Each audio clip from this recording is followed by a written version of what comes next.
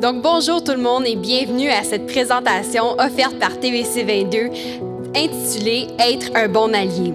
Donc ce soir, notre objectif est vraiment de vous fournir diverses informations concernant ce qu'est une dépendance et une addiction par rapport à la consommation de substances psychoactives. Effectivement, ça peut être un sujet qui peut être parfois difficile à discuter, mais l'objectif ce soir est vraiment de vous fournir plus d'informations afin que vous puissiez mieux comprendre ce qu'est une consommation de substances psychoactives qui peut être soit saine ou malsaine et ainsi vous fournir également divers outils ou conseils qui pourraient vous être précieux afin d'améliorer votre relation avec ces substances et ainsi vous fournir différentes ressources. Donc, la façon qu'on va procéder aujourd'hui, c'est vraiment avec différentes interventions. Donc, on est très choyé d'avoir parmi nous divers experts de la région de Prescott-Russell. Donc, on va avoir quelques vidéos également au cours de la soirée entre les interventions afin de complémenter l'information et vous fournir encore plus d'informations qui se trouvent déjà sur nos émissions de l'approche gagnante. Donc, effectivement, parmi nos experts qui sont présents avec nous aujourd'hui, nous avons Marie-Josée Vanas, conseillère en toxicomanie à l'hôpital général de Hawkesbury. Nous avons également José Gauguin, pharmacienne à Shoppers Drug Mart ici à Rocklin. Également Sean Cameron, sergent d'état-major par intérim pour la PPO du comté de Russell, ainsi que Christian Boudreau, chef adjoint aux opérations des services d'urgence de Prescott-Russell. Dans les vidéos que vous allez voir également au cours de la soirée, il y a également Mme Yolène Deschaines, psychothérapeute autorisée et superviseur du programme intensif par intérim des services en dépendance et troubles concomitants du Centre d'appui et de prévention, le CAP, ainsi que Nicolas Hott, gestionnaire du programme de prévention de l'usage de substances du Bureau de santé de l'Est de l'Ontario. Donc, cela étant dit, on va procéder tout de suite avec une courte vidéo pour vous introduire sur le sujet afin de vous fournir plus d'informations sur ce qu'est une dépendance.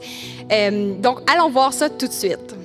Il y a différents types de dépendance, puis il y a différents termes pour définir la dépendance. J'ai parlé de toxicomanie, qui est un terme qui existe, mais maintenant, on utilise plus un terme général où on va parler de dépendance qui englobe beaucoup plus de choses. On a le terme addiction aussi, qui est souvent confondu comme si c'était des synonymes, alors qu'il y a des petites nuances, dans le sens qu'on peut avoir une dépendance sans avoir une addiction. Puis oui, je vois le non-verbal dans votre visage, puis... Quand on parle d'une addiction, on parle vraiment d'une perte de contrôle, puis d'une compulsion. Puis au niveau de la dépendance, on peut être dépendant de quelque chose sans nécessairement perdre le contrôle. Je vais vous donner un exemple. Si, par exemple, moi, je dois prendre des médicaments pour ma santé physique qui sont prescrits, que je prends tels que prescrits, donc pas d'abus, puis pas dans le but d'aller chercher un effet autre que l'effet thérapeutique ou soignant que je veux, mais ça se peut que malgré moi, dépendamment de la médication qui m'est prescrite, je développe une dépendance physique, alors que j'ai pas un problème de dépendance, j'ai pas un problème d'addiction, mais du moment que je vais arrêter la médication, je vais peut-être avoir des symptômes de sevrage qui sont normaux. Donc, on peut avoir une dépendance à quelque chose, dépendamment des contextes, sans que ça soit une addiction. Fait qu'il y a une petite nuance. Et là, vous avez mentionné que la dépendance, c'était vraiment comme on a besoin de ça. L'addiction, ça devient que c'est incontrôlable. Donc, lorsqu'on parle de façon générale, quand est-ce qu'on peut savoir personnellement qu'on a atteint ce point de dépendance-là avec peu importe les types de dépendance? Bien, il y a deux grandes branches à la dépendance, qui est la dépendance physique puis la dépendance psychologique. Donc, on peut avoir les deux. On peut avoir juste un des deux. Fait que c'est des bons indicateurs. Donc, dépendance physique, ça veut dire qu'on a...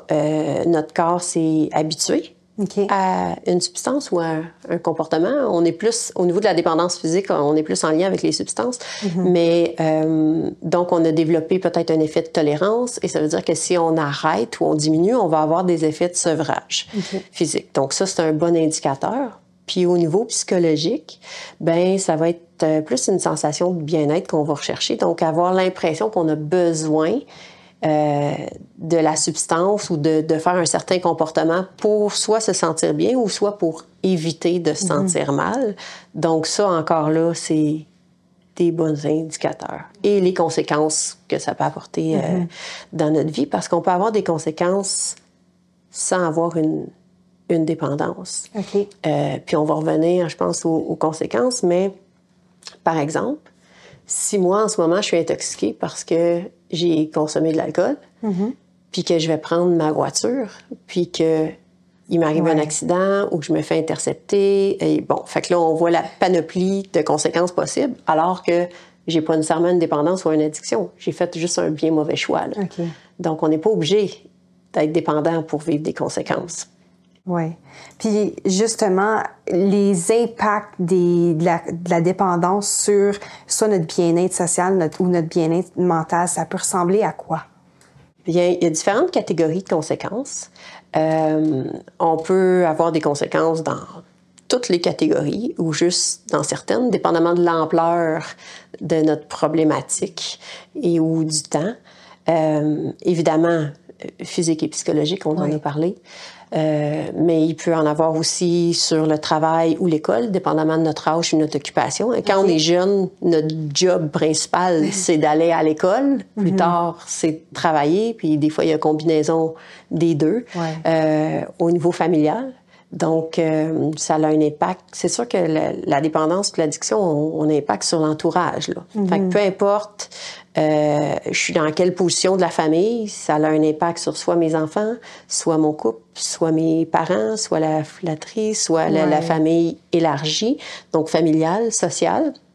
Donc, ça peut avoir un impact sur mes relations avec mes amis ou un changement d'amis, financier, évidemment. Oui. On peut avoir des conséquences légales, dépendamment des choix qu'on fait, puis des conséquences qui arrivent. Donc, on a une panoplie de conséquences, puis ça ne veut pas dire qu'on s'en rend toutes compte, mais souvent, ils sont là où ils vont venir. Donc ça, c'était vraiment pour expliquer de façon rapide ce qu'est une dépendance et ce qu'est une addiction. On va également souvent entendre que la dépendance est également reliée à la santé mentale. Écoutons justement Mme Deschênes à ce sujet. Ça, c'est une très grande question. C'est un peu comme l'œuf ou la poule, hein? Qu'est-ce qui arrive en premier? Ce qu'on sait de façon certaine, c'est que les deux ont une influence un sur l'autre et qu'il faut traiter les deux en même temps.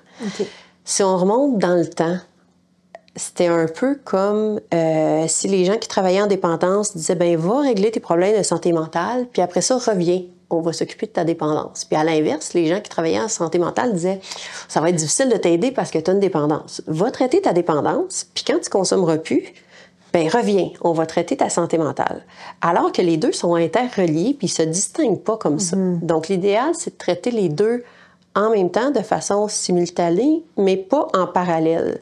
Donc, par la même équipe, soit la même personne ou la même équipe traitante qui vont travailler les deux ensemble et non dans deux organismes qui ne se parlent pas, par exemple. Parce que on peut pas parler de dépendance dans une rencontre sans parler de l'impact sur la santé mentale et vice-versa. C'est interrelié. Donc, qu'est-ce qui arrive avant? Les deux ont une influence un sur l'autre. C'est-à-dire que si j'ai des défis avec ma santé mentale, ça risque de m'empêcher de bien prendre soin de ma santé physique. Parce que peut-être que j'oublie mes rendez-vous, parce que peut-être que je suis un peu parano ou psychotique puis que je pense que les médecins vont me faire du mal, parce que j'ai de l'anxiété sociale puis que moi, je suis pas capable de sortir de chez moi puis de me rendre à mon rendez-vous en autobus. Peut-être que je suis tellement déprimée que j'ai pas d'énergie puis que je suis pas capable de me rendre. Puis, à l'inverse, si je consomme tout ce qui est le facteur temps, les dates, l'heure, l'état dans lequel je suis va m'empêcher de me rendre à mon rendez-vous. Et plus je consomme, plus j'aggrave ma santé mentale. Et plus mes problèmes de santé mentale sont importants, s'il y a un peu de dépendance là, plus j'ai peut-être tendance à aller m'auto-médicamenter dans la consommation. Donc, vous voyez, c'est une roue qui tourne. Donc, qu'est-ce qui est arrivé en premier? Des fois, on ne sait pas toujours, mais c'est pas tant important pour travailler ça. Mais l'important, c'est de travailler les deux ensemble parce que un influence l'autre. Oui. Et pourquoi c'est si difficile de se sortir d'une dépendance? Oui, effectivement, c'est pas simple parce que, d'abord, c'est une dépendance, donc c'est une perte de contrôle. Ouais. Si on nous demandait de changer quelque chose sur lequel on avait du contrôle, ça serait très simple. Mais quand on nous demande de changer quelque chose sur lequel on n'a pas de contrôle, puis qu'on n'a pas l'impression d'en avoir, qu'on a peut-être vécu déjà des échecs, on a fait des tentatives, puis on a échoué, donc on peut être découragé. Puis parce que traiter une dépendance, ou en tout cas travailler un problème de dépendance ou d'addiction, c'est pas juste arrêter de consommer. Ça, c'est une partie. Puis c'est drôle à dire, mais c'est quasiment la partie la plus facile. Alors que c'est extrêmement difficile, mais arrêter de consommer, c'est cesser de faire un certain geste. Mais après ça, il y a tout ce qui vient avec. Il faut changer, dépendamment de la situation des gens, toutes nos habitudes de vie, peut-être notre entourage. Peut-être ça veut dire couper des liens avec la famille. Peut-être que ça veut dire déménager. Peut-être que ça veut dire laisser mon conjoint ou ma conjointe. Peut-être que ça veut dire mettre mes enfants dehors s'ils consomment. Peut-être que ça veut dire changer de milieu de travail. Peut-être que ça veut dire déménager parce que j'habite dans un endroit où c'est rempli de ventes de drogue ou de consommateurs. Fait que arrêter de consommer, c'est une chose, mais tout le travail en lien avec la santé mentale, avec mon estime de soi, avec mes défis personnels, avec m'affirmer, tout ça, ça peut pas se faire en 3 semaines. On peut pas changer des années comme ça. Sinon, ça serait simple. Hein? Il n'y en aurait pas tant que ça. Ni de problème de santé mentale, ni de problème de dépendance. Comme on peut pas améliorer notre santé physique comme ça non plus. Fait que c'est un long travail. C'est un processus. Fait que, première étape, arrêter de consommer ou du moins reprendre un contrôle. Là. Ça dépend si on travaille avec l'abstinence ou en réduction des méfaits, mais reprendre au moins assez de contrôle pour être capable d'aller plus loin dans notre cheminement puis travailler d'autres choses que la consommation, ce qui va nous permettre d'éviter la rechute ou la reprise des comportements problématiques. Oui, c'est mieux de prévenir que de guérir. Et voilà. Donc, maintenant, je vais inviter Mme Marie-Josée Vanasse à l'avant afin de venir nous fournir plus d'informations. Alors, bonjour. Merci pour cette belle invitation. Alors, je ne ferai pas une récapitulation de qu'est-ce qu'une addiction. Je pense que la vidéo l'a très, très bien présentée et bien expliquée. Par contre, à l'hôpital général de Hawkesbury, nous sommes très choyés d'avoir des services et des professionnels exceptionnels qui travaillent dans une multitude de différentes sortes de programmes pour venir en aide à ces gens-là. On a quand même notre programme de sevrage où est-ce qu'on travaille en collaboration avec des médecins, des infirmiers, des intervenants pour aider les gens à arrêter de consommer de façon sécuritaire et saine. On a également l'équipe de toxicomanie dont je fais partie, où est-ce qu'on aide également les gens à faire une réduction, un arrêt ou faire une prévention de la rechute avec des outils multiples. On a beaucoup d'autres services. Et le service dont j'aimerais vous porter l'attention le plus, c'est comment être un bon allié avec ces gens-là qui ont ces problématiques de santé mentale et de toxicomanie. Donc, une de nos valeurs, c'est de vraiment travailler en collaboration avec la famille. Donc, pour certaines personnes, la famille peut dire de multiples différentes choses. Ça peut être un proche aidant, ça peut être un membre de famille, ça peut être une personne qui peut prendre les décisions dans un moment où est-ce que nous ne sommes pas aptes à les prendre. Ça peut être aussi une personne très significative dans notre vie. Donc, c'est toutes des différentes explications de qu'est-ce qu'un membre de famille. Alors, c'est sûr et certain que pour nous, la confidentialité et le consentement est primordial et fait également partie de la loi et on doit le respecter. Par contre, quand on rencontre un client et qui veut que son membre de famille ou son proche aidant puisse faire partie des rencontres et du plan de traitement, il doit avoir un consentement. Puis il y en a 3 différents types de consentement. Donc, le premier, c'est un consentement manifeste. Donc, c'est clair, c'est verbalisé ou c'est fait par écrit. Ça, c'est celui qu'on voit le plus souvent. Le 3e consentement qu'on pense, c'est un consentement libre. Donc, est-ce que le client n'est pas influencé par personne d'autre? C'est sa propre décision claire et libre. Et la 3e, c'est le consentement éclairé. Donc, c'est important que notre client consente en toute connaissance de cause. À tout moment, un client peut décider de retirer son autorisation de divulgation d'informations avec une personne dont il avait donné consentement auparavant. Donc, ça, c'est des choses importantes, c'est la base pour nous. De plus, j'aimerais vous partager un peu pourquoi on a commencé à impliquer les familles et les bienfaits de ça. Alors, quand les membres de famille sont impliqués, on voit une amélioration de l'adaptation psychologique et le fonctionnement comportemental et la qualité de vie des clients. Ça change, ça devient beaucoup plus positif. Le processus de rétablissement est beaucoup plus rapide pour des problèmes de santé mentale et de dépendance.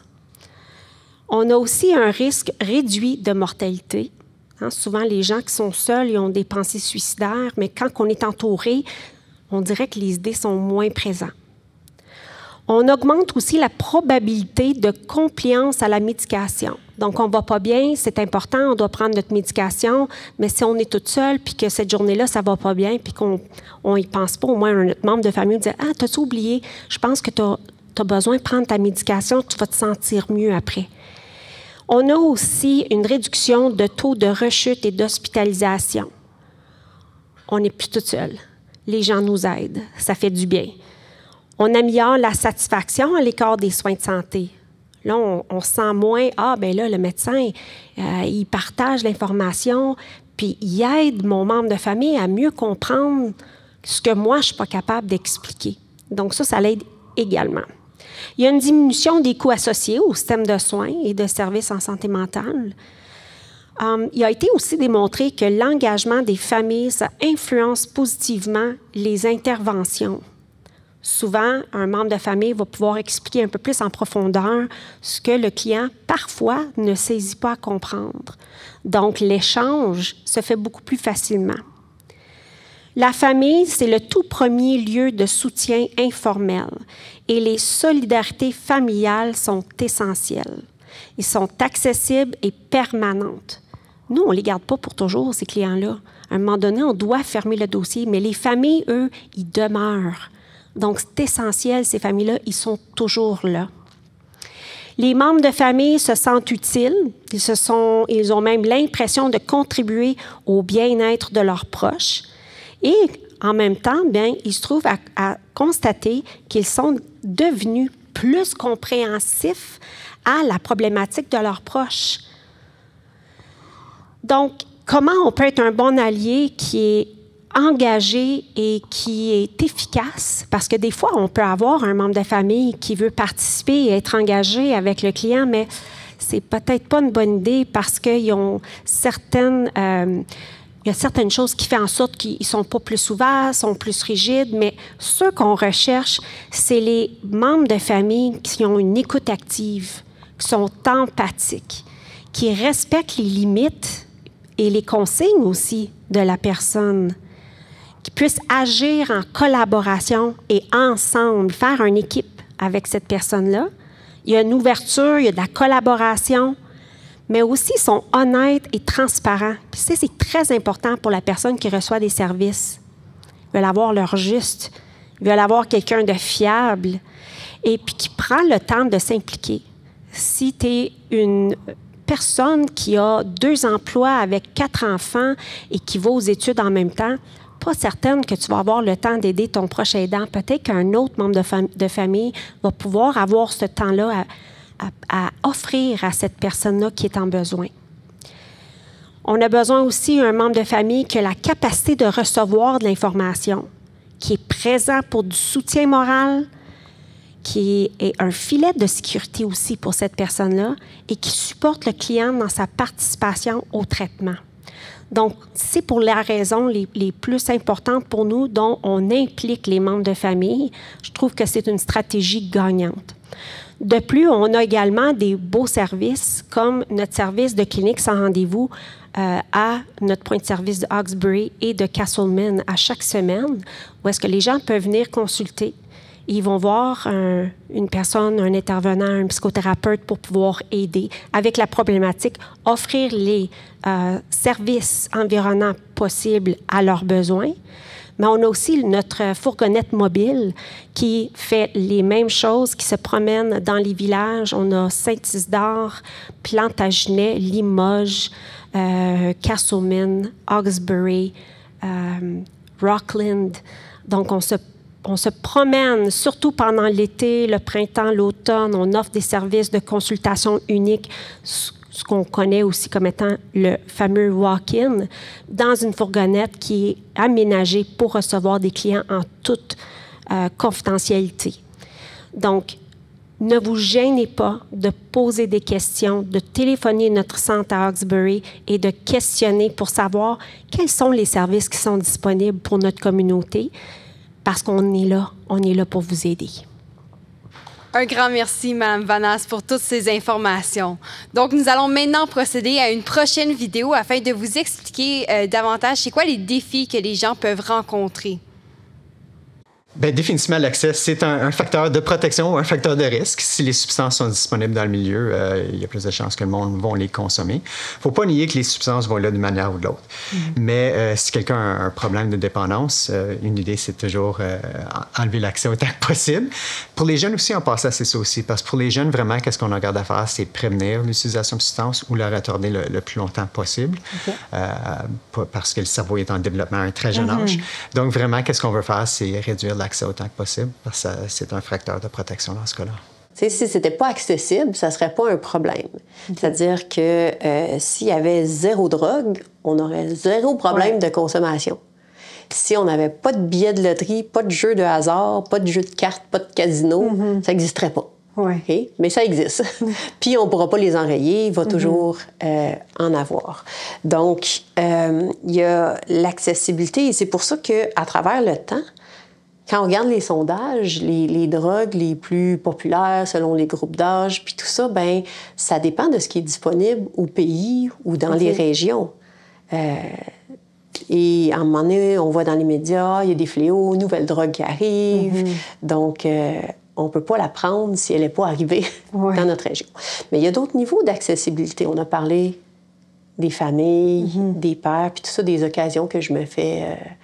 des choses que je me fais proposer. Il y a tout ce qui a trait à la loi aussi. Donc, ce qui est accessible illégalement versus légalement. Et des fois, le rendre légal n'est pas nécessairement le rendre plus accessible pour tous. Parce que tout ce qui est légal pour l'adulte ne l'est pas pour les jeunes. Donc, c'est beaucoup moins accessible pour les jeunes quand on rend une drogue légale. Si on demande à un jeune de 14 ans, qu'est-ce qui est plus facile pour toi, aller acheter un 40 onces de fort dans un liquor store ou une caisse de bière ou aller acheter une pilule d'ecstasy? C'est sûr qu'ils vont te répondre une pilule d'ecstasy. Pour eux, c'est plus facile. À l'inverse, on demande à un adulte qu'est-ce qui est plus facile. Donc, dépendamment du milieu de vie de cette personne-là. Mais si on prend quelqu'un qui n'est pas dans le monde de la consommation, puis je demande à un adulte d'aller chercher quelque chose qui est en vente légale, à la pharmacie sur les tablettes, ou cigarettes, cannabis, alcool, c'est facile. Si j'y demande, va me chercher de la coke, de l'ecstasy, du crystal meth, des opiacés, si cette personne-là n'a pas un réseau autour elle ne saura pas où aller la trouver. Donc, l'accessibilité n'est pas pareille pour tout le monde. Puis avec l'accessibilité, il vient aussi de l'information, puis du contrôle de substances. Là.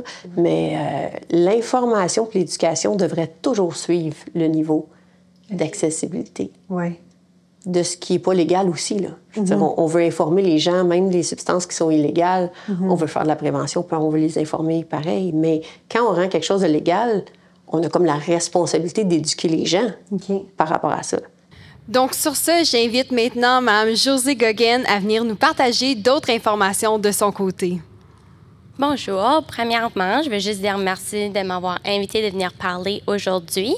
Moi, je suis pharmacienne en communauté ici à Rockland, au Shoppers Drug Mart. Puis, je suis ici pour parler un petit peu plus des différents programmes et ressources qui sont disponibles en pharmacie communautaire. Ça fait qu'on est très accessible. C'est très facile de rentrer dans une pharmacie, d'être capable de poser des questions à l'équipe de pharmacie, tandis que prendre un rendez-vous avec notre médecin peut prendre quelques semaines ou des mois ces temps-ci.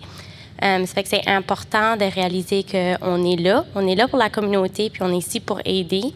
Dépendance ici, je vois des questions pour des médicaments, comment arrêter un médicament, etc. Fait qu'un des premiers programmes qui est disponible en pharmacie, c'est quelque chose qui s'appelle une revue des médicaments. Ça fait que chaque personne en Ontario avec une carte santé de l'Ontario est éligible au programme. C'est une consultation avec un pharmacien, pharmacienne, où on s'assoit ensemble, on regarde tous vos différents médicaments, puis on peut regarder si vous avez des médicaments qu'on n'a peut-être pas besoin de prendre, s'il y a des médicaments qu'on prend peut-être une dose pas assez élevée, ou si c'est un médicament que vous avez essayé, disons, pendant les années d'arrêter sans succès. C'est un peu là où, comme le premier vidéo avait montré, la différence entre une dépendance et une addiction. On peut être dépendant de plusieurs différents médicaments, mais ça ne veut pas dire que c'est impossible à les arrêter non plus. Ça fait qu'on est là pour aider de ce côté-là avec la collaboration avec le médecin, de trouver un plan pour comment arrêter le médicament de façon sécuritaire, de façon lentement, un plan qui peut fonctionner pour vous et vos conditions médicales aussi. Fait que ça, c'est le premier programme. La deuxième chose qu'on offre ici en Ontario, c'est les kits de naloxone. Fait que les kits de naloxone, c'est le remède, si on veut dire, pour une overdose d'opioïdes. Ça fait qu'il y a des études qui ont démontré que plus que 50% des hospitalisations dues à une overdose des opioïdes est par accident. Okay? Ça fait qu'on pense, j'ai pas d'addiction, j'en prends pas plus que prescrit, ça va pas m'arriver, j'en ai pas besoin d'un. Ces kits-ci sont complètement gratuits. Vous êtes capable de vous en procurer un, soit avec votre carte santé ou même de façon anonyme, juste en demandant à l'équipe de la pharmacie. Puis ça peut être bon d'avoir à la maison, dans notre trousse d'urgence, si on veut, au cas où. Ces médicaments sont prescrits quand même couramment pour soit de la douleur chronique, soit après des procédures dentaires, après des chirurgies, etc., puis peuvent être pris de façon sécuritaire en suivant les instructions du médecin. Mais des fois, des accidents peuvent arriver. Soit des fois, je ne sais pas, un enfant pense que c'est quelque chose d'autre, ou on en prend par accident le double de consommation. C'est important de savoir quoi faire dans une situation d'urgence. Ça fait que ce kit ici, naloxone, c'est un nasal spray. Fait qu'un spray qu'on met dans les narines, puis ça peut renverser l'effet des opioïdes. Ça fait que c'est des instructions qui est quand même très facile. Si vous allez à votre pharmacie locale, on est capable de s'asseoir ensemble et de passer à travers les différents steps pour savoir comment l'utiliser de façon sécuritaire dans une condition d'urgence. Encore complètement gratuit, juste besoin d'aller parler à l'équipe de la pharmacie. Fait que ça, c'est les deux gros programmes qu'on offre en pharmacie. On travaille beaucoup en collaboration avec les programmes à l'hôpital, etc., en termes de réduire les addictions, comment de le faire de façon sécuritaire. Fait que ça, c'est d'autres programmes qui sont disponibles. La troisième chose que je voulais discuter, c'est comment bien entreposer les médicaments qu'on a à la maison.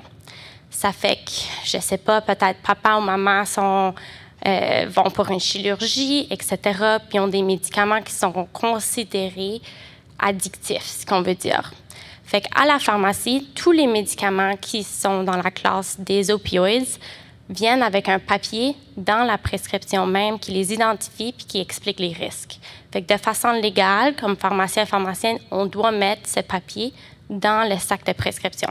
Ça fait que même si vous dites qu'on n'a pas le temps, j'ai pas le temps de parler à la pharmacienne, je dois aller à la maison, je suis fatiguée, etc., ne veulent pas les explications supplémentaires, ce papier est dans chaque sac. Ça fait qu'on devrait savoir c'est quoi les risques, c'est quoi le médicament qu'on apporte à la maison.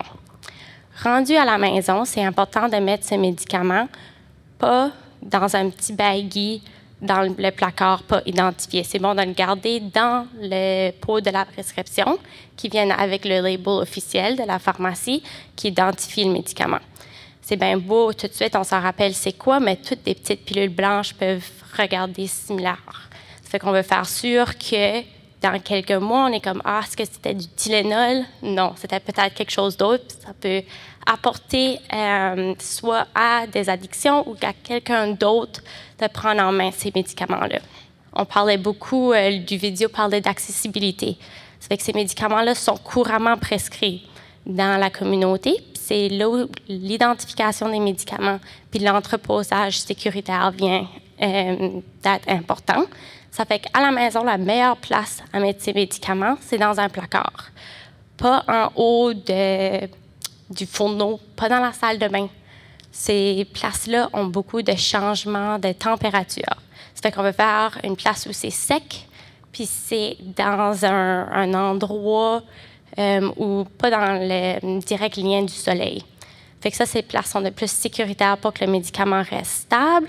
C'est aussi important de ne pas le mettre sur la table de cuisine où les enfants ou même les animaux pourraient avoir accès aux médicaments.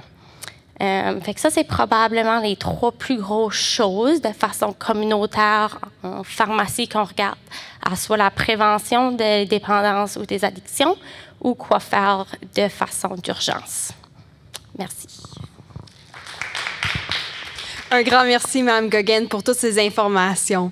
Donc, effectivement, la consommation de substances psychoactives entraîne de nombreuses difficultés et de nombreux dangers également, mais un support, comme on l'a mentionné plus tôt, l'une de nos intervenantes, est extrêmement important. En fin de compte, une des meilleures choses, c'est de veiller toujours sur notre propre consommation. Ça, c'est une chose.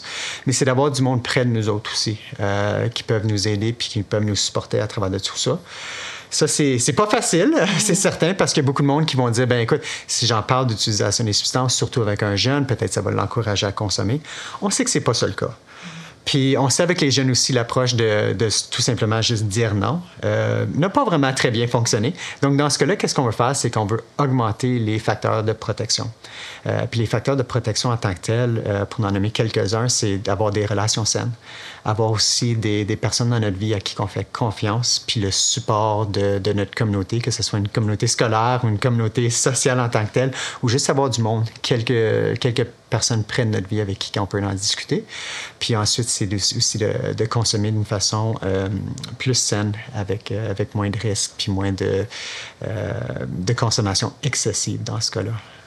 Puis il y a tout le côté aussi accès aux substances, parce que si on n'a pas accès aux substances, on consomme moins. Mais il y a tout aussi le côté aussi de développer une bonne confiance en soi, puis une bonne estime de soi aussi, parce qu'on a tendance à prendre une perspective qui est plus pour nous autres dans ce cas-là, qui est plus important. Ouais. Oui. Comment est-ce qu'on peut être, comment dire, la meilleure personne pour accompagner ceux qui sont en difficulté? C'est vraiment, c'est correct de dire qu'on est inquiet pour la personne. C'est pas un problème. Mais faut pas faire ça à propos de nous autres. C'est à propos de l'autre personne. Faut s'informer. Puis il y a toutes sortes de bonnes ressources sur le site du Bureau de santé de l'Est-Ontario pour s'informer. Ensuite aussi, il faut vraiment écouter la personne.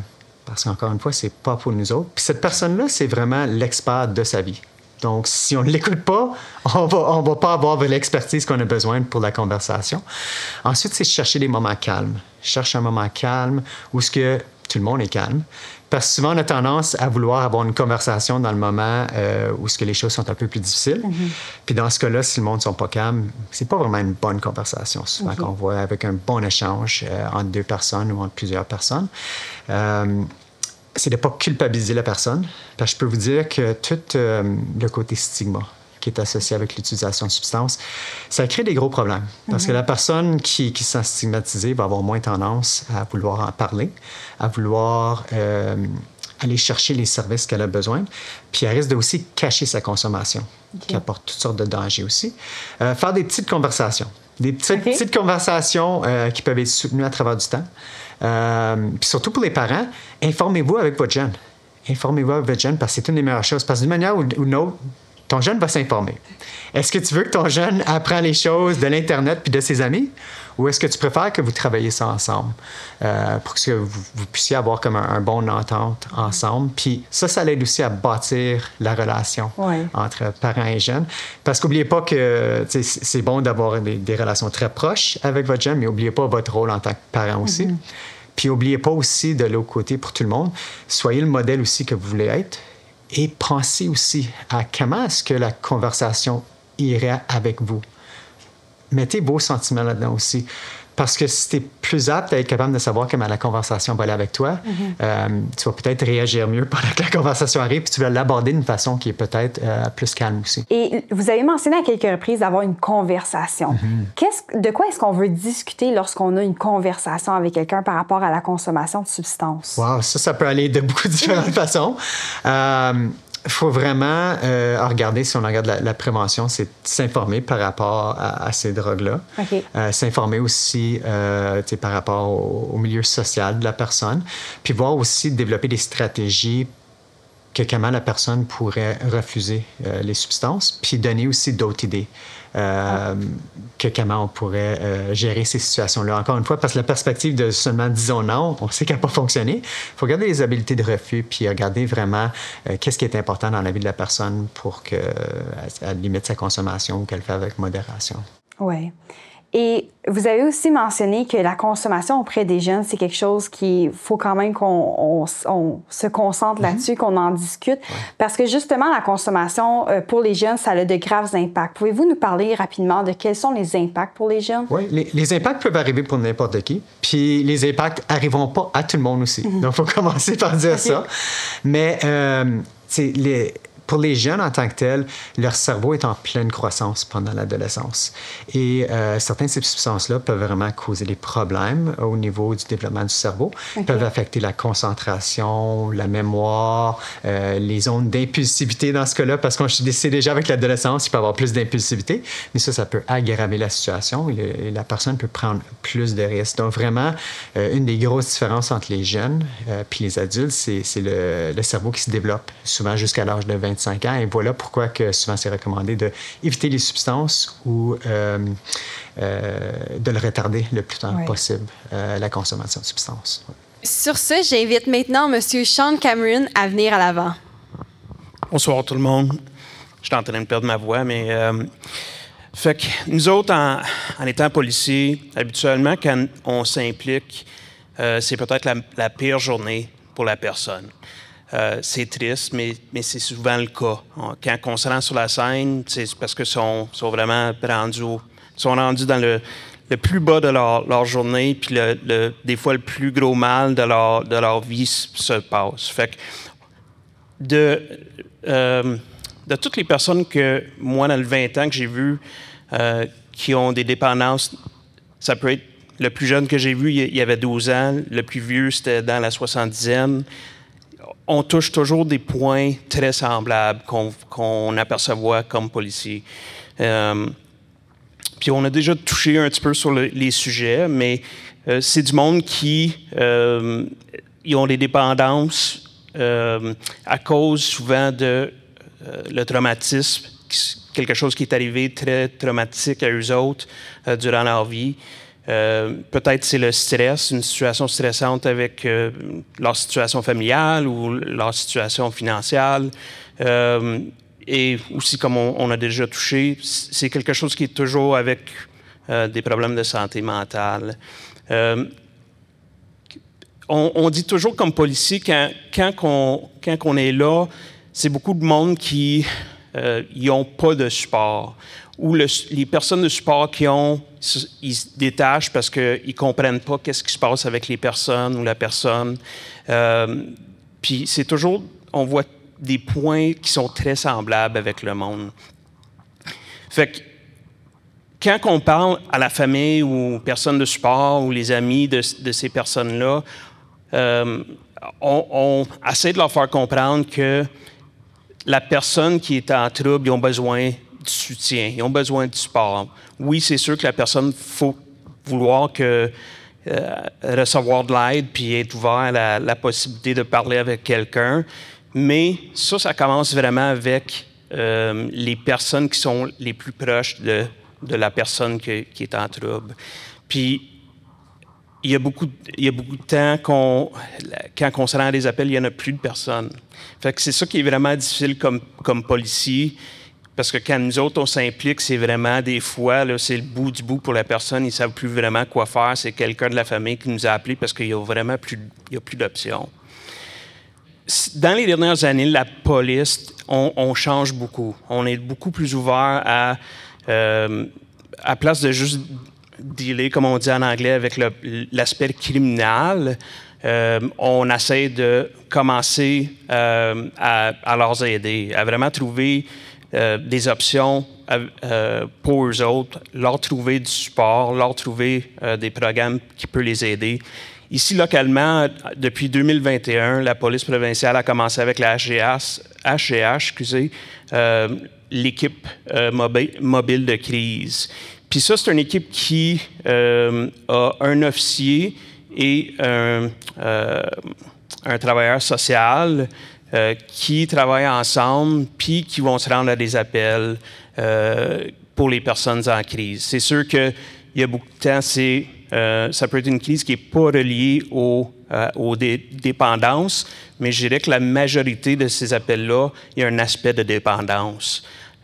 Donc, quand on se rend sur les lieux maintenant avec le travailleur ou la travailleuse, c'est eux autres qui s'impliquent autant qu'il n'y a pas de danger pour leur sécurité, qui s'impliquent avec la personne, sont capables de leur mettre leur donner des programmes, d'autres options, puis les mettre en touche avec les professionnels qui sont vraiment capables de leur aider.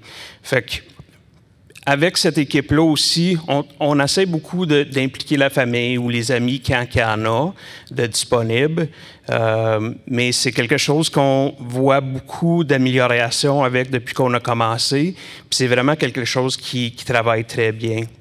Avec les personnes qu'on rencontre aussi, la grosse majorité de ces personnes-là, ils ont peur de demander de l'aide, ils sont gênés. Ils ne savent pas, tu sais, comme... Oui, peut-être ils savent qu'il y a du support, mais c'est vraiment quand on commence à leur parler, puis on leur demande « Est-ce que vous avez déjà parlé à quelqu'un? » Non. La grande majorité encore disent non. Puis quand on prend le temps à vraiment commencer à leur parler, habituellement c'est la gêne. Ils ont peur de se faire... stigma, comme on dit en anglais, existe encore. Puis ils ont vraiment peur d'être... comme on dit en anglais, labeled, comme quelqu'un qui a des dépendances. Fait que c'est là aussi qu'on voit encore comment que c'est important. Si vous connaissez du monde ou un de vos amis et quelqu'un qui a des dépendances, c'est vraiment d'essayer de leur soutenir, être là pour eux autres, comprendre qu'est-ce qui se passe avec eux. Puis savoir c'est pas si facile que juste une dépendance. Il y a toujours quelque chose qui se passe en arrière. Une autre affaire qu'on a commencé depuis à peu près 4 ans avec la police, c'est nous autres ici, on a du Narcan qui est très semblable, c'est du naloxone. Fait qu'on voit encore des fois du monde qui vont appeler, ils demandent pour de l'aide, il y a quelque chose qui se passe, puis ils vont demander pour l'ambulance. L'ambulance, c'est sûr qu'ils vont nous envoyer l'appel aussi parce qu'on peut être plus proche. Fait que les policiers, on est tout entraînés à donner le Narcan, qu'on a déjà eu l'information dessus. Quelque chose qu'on voit aussi beaucoup en termes de policiers, puis on a déjà parlé un petit peu, il y a beaucoup de monde qui pense qu'il n'y en a pas de service. Puis qu'il n'y en a pas de service si on n'est pas à Ottawa, mais il y en a plusieurs. Puis nous autres, qu'est-ce qu'on suggère toujours, si on ne travaille pas avec le conseiller que je vous parlais avant, le monde peut toujours appeler le 211. C'est quelque chose qui est à Rockland jusqu'à Hawkesbury, puis jusqu'à Russell. On l'a partout ici dans les Comtés-Unis. Les 211, ils ont toute l'information, eux autres, pour mettre la personne, pour donner à la personne qui peuvent avoir de l'aide. Fait que ça aussi, c'est une très bonne ressource. Fait que c'est tout. Merci beaucoup. Un grand merci, M. Cameron, pour cette nouvelle perspective. Donc, effectivement, depuis le début de la présentation, on voit qu'il y a quelques services dans la communauté, mais on va aller écouter M. Hutt qui va nous parler justement de d'autres services offerts dans la région. Donc, on a beaucoup de partenaires qui offrent des services excellents en tant que tels. Je ne veux pas l'oublier, donc peut-être je ne vais pas toutes les mentionner, mais ça, c'est des services qui sont dans la région, ça fait plusieurs années. Tu as des services de sévrage, même des sévrages à la maison. Tu as des services individuels, des services de groupe aussi. La meilleure chose qu'une personne peut faire, c'est vraiment accéder à Access SMT. 211 ou Connex Ontario, parce que tous ces services-là sont listés là. Puis la belle chose avec Accès SMT, c'est qu'eux autres peuvent vraiment, à travers de leur dépistage, trouver le meilleur service qui serait disponible pour toi dans la région. Et aussi parler à ton professionnel de santé, bien sûr, mais on sait que c'est pas tout le monde qui a un professionnel de la santé. Tous les services du Bureau de santé de l'Est de l'Ontario sont offerts en anglais et en français. Puis même aussi, si c'est une autre langue, on peut regarder des services de traduction pour aider la personne en tant que telle. Donc, c'est juste de faire demande pour ça. En parlant aux partenaires aussi, surtout ceux-là qui offrent des services de traitement, oui, absolument. Ça semble comme s'ils sont tous disponibles dans les deux langues, mais il faudrait parler à ces partenaires-là aussi en tant que tel. Ouais. Donc, sur ce, j'invite maintenant M. Christian Boudreau à venir nous parler des services des paramédics en cas de crise. Bonjour tout le monde. Je suis ravi d'être ici aujourd'hui pour vous parler d'un sujet, c'est la gestion des surdoses. Donc, les paramédics de Prescott Russell jouent un rôle essentiel dans cette lutte et notre objectif aujourd'hui est de vous sensibiliser aux substances psychoactives, aux risques de surdose et aux gestes à adopter en cas d'urgence. Donc, pour commencer, qui sommes-nous? Donc, premièrement, nous sommes 120 paramédics qui travaillent pour Prescott Russell avec une répartition de 39 de paramédics de soins primaires et puis 61 paramédics de soins avancés. Notre équipe est composée de 60 d'hommes, 40 de femmes et nous répondons à 16 000 appels par année. Notre territoire, c'est sûr que c'est Prescott Russell, donc on part de l'est, la frontière du Québec, en haut, au nord aussi. Jusqu'aux limites d'Ottawa, et puis nos voisins qui est Cornwall, SDNG, plus au sud. Juste un petit survol, on le voit mal, mais c'est simplement pour vous dire qu'on a deux types de paramédics. Donc, les paramédics primaires qui offrent des soins et des médicaments, et puis aussi les paramédics avancés qui offrent un plus grand spectre de soins, des procédures et d'autres médicaments un petit peu plus avancés à ce moment-là. Donc, qu'est-ce qu'une surdose? Donc, c'est sûr, une surdose survient lorsqu'une personne consomme une dose excessive d'une substance, provoquant des effets dangereux, voire mortels pour la personne. Ces substances incluent les opioïdes, tels que le fentanyl et puis l'héroïne, les stimulants, comme la cocaïne, méthamphétamine, et puis les dépresseurs, comme l'alcool et puis le benzodiazépine. Donc, un fait alarmant, 65% des surdoses d'opioïdes impliquent également un stimulant. Donc, ce qui complique encore plus les interventions des paramédics. Quelques statistiques. Donc, durant les dernières années, nous avons observé une augmentation des cas de surdose, en particulier ceux liés au fentanyl. Ce phénomène touche toutes les provinces canadiennes et plus spécifiquement l'Ouest canadien, le nord de l'Ontario, et puis les grands centres urbains et ses environs. Dans la région du Bureau de santé de l'Est de l'Ontario, les décès reliés aux surdoses ont presque triplé depuis 2018. D'autres statistiques, surprenamment, dans Prescott Russell, nos appels d'urgence, donc les paramédics, les appels d'urgence de surdose restent stables à 1% de nos interventions annuelles. Donc, malgré le fait que tout a augmenté autour de nous, dans Prescott Russell, ça reste à 1% pour les ambulances. Donc, nous appréhendons cependant une augmentation future et nous sommes prêts à faire face à cette augmentation à tout moment. Donc, qui est le plus touché? Les surdoses touchent des individus de divers horizons, mais certains groupes sont plus à risque. Donc, si on regarde les travailleurs souffrant de blessures physiques, qui ont des nouvelles prescriptions, des jeunes adultes, des personnes en situation d'itinérance, ainsi que des personnes ayant des problèmes de santé mentale. Il est important de comprendre que toutes les classes sociales sont touchées par les surdoses. Signes et symptômes spécifiques aux opioïdes. Donc, comment les reconnaître? Respiration lente ou arrêtée, perte de conscience, difficulté à réagir, pupille très petite, qui est un signe classique là, pour les opioïdes, parfois dilatée. Peau froide, moite, bleuâtre, convulsions, vomissements excessifs. Que faire en cas de surdose? Donc, c'est sûr, appeler immédiatement le 911. Chaque seconde compte. Ne pas laisser la personne seule, la placer en position latérale de sécurité pour qu'elle puisse respirer. Administrer de la naloxone, en cas de suspicion de surdose des opioïdes. Fournir une assistance respiratoire si nécessaire et si possible. Et rester calme et suivre les instructions du 911. Comment est-ce que les paramédics interviennent-ils? Bien, lorsque les paramédics arrivent sur les lieux, nous évaluons rapidement l'état du patient. On administre le naloxone pour inverser les effets des opioïdes. Nous assurons une assistance respiratoire ou cardiaque. On installe les accès intraveineux pour des soins avancés. Et puis, on transporte rapidement le patient à l'hôpital. Donc, prévention, sensibilisation. Nous pouvons tous jouer un rôle dans la prévention des surdoses. Voici quelques conseils qui proviennent du bureau de santé. Ne jamais consommer seul. Tester les substances avec des bandelettes de fentanyl si disponible. Avoir toujours un kit de naloxone à portée de main qui est disponible gratuitement en pharmacie et au bureau de santé. Je crois qu'il y a eu une présentation là-dessus tantôt.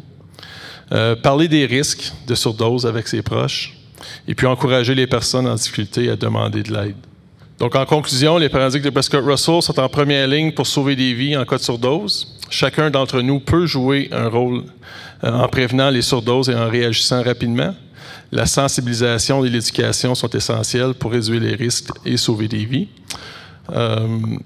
Les ressources affichées sont partagées avec vous pour une communication plus générale par la suite. Donc, merci beaucoup. Un grand merci, M. Boudreau, pour toutes ces informations. Donc, on arrive maintenant près de la fin de cette présentation, mais avant de terminer, j'aimerais qu'on pose une certaine question à tous nos intervenants ici dans la salle. Quel est un message que vous aimeriez transmettre à la communauté? Donc, nous allons débuter à voir les réponses de nos deux intervenants dans notre émission L'approche gagnante pour commencer. L'utilisation de substances, c'est très complexe. Les maladies, donc les troubles liés à l'utilisation de substances, c'est des conditions médicales. Ce n'est pas une absence de valeur morale. Puis dans beaucoup de cas aussi, surtout du côté de dépendance, ce n'est pas vraiment un choix de la personne en tant que telle. Il faut essayer de travailler avec le monde. Il faut trouver les bonnes façons de les supporter. Puis il faut éviter la culpabilité. Puis tout ce qui est relié au stigma par rapport à ça. Le monde qui utilise ces substances, c'est des personnes, avant tout. Puis il faut vraiment se voir en tant que personne aujourd'hui. Plutôt que notre comportement, on se voit en tant que personne. Puis je pense que ça aide la société en général. Bien, la dépendance, c'est encore quelque chose sur lequel il y a beaucoup de tabous, de préjugés, de jugements. Fait en parler, oui. Donc, mais en parler pas nécessairement en mal, de l'ouverture. Ouais. Donc, normaliser l'exploration des choses à l'adolescence, les défis. Donc, travailler à être plus empathique, plus de support, moins dans le jugement pour que les gens, pour qui c'est un défi, soient plus à l'aise de le dire ou demander de l'aide, puis soit moins tenté de le cacher. Puis, je pense que ça pourrait aider beaucoup, effectivement. Donc, sur ce, j'invite maintenant nos divers intervenants à venir à l'avant nous partager le message qu'ils aimeraient transmettre à la communauté. Je pense que le message va être simple. On a tous une santé mentale et on n'est pas seul. Donc, n'hésitez jamais à demander de l'aide. Mon message est un peu similaire. Vous n'êtes pas toute seule. D'en parler, de ne pas le cacher puis de le garder à soi est probablement la meilleure façon, le premier step à pouvoir soit s'en passer à travers avec le support de la famille et de la communauté. Mon message est assez simple. Si vous connaissez ou vous avez des amis de la parenté qui ont une dépendance, c'est possiblement d'avoir un plan en cas qu'il arrive un incident malheureux, que ce soit accidentel ou non. On peut rentrer dans l'action à ce moment-là. j'ai 2 petits points. Moi, le premier, j'aurais dû en parler un petit peu avant, c'est si vous voyez quelqu'un qui est en train de faire une surdose, n'ayez pas peur d'appeler le 911. Il y a une loi qui vous protège d'être chargé, même si vous avez consommé vous aussi. Ça, c'est le numéro 1. Le numéro 2, c'est chercher de l'aide est un signe de force et non de faiblesse.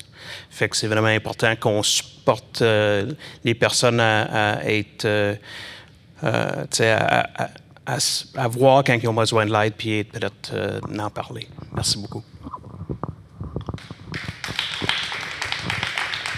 Donc, j'aimerais vraiment prendre le temps de remercier chaleureusement chacun de nos experts qui ont été présents ce soir. Toutes les informations que vous avez fournies aujourd'hui vont certainement être utiles à certaines personnes de notre communauté. Donc, sur ce, j'aimerais mentionner que cette présentation vous a été offerte dans le cadre de l'Approche gagnante, une série télévisée organisée par TVC 22. Cette série est subventionnée par le programme d'appui à la francophonie ontarienne, donc le programme PAFO. Donc, c'est justement ça qui nous permet de faire cette présentation aujourd'hui en français. Justement, donc, vous avez vu quelques extraits au courant de la soirée par rapport à nos émissions de l'Approche gagnante qui portent justement la première sur la dépendance et l'addiction et la deuxième sur la consommation de substances psychoactives.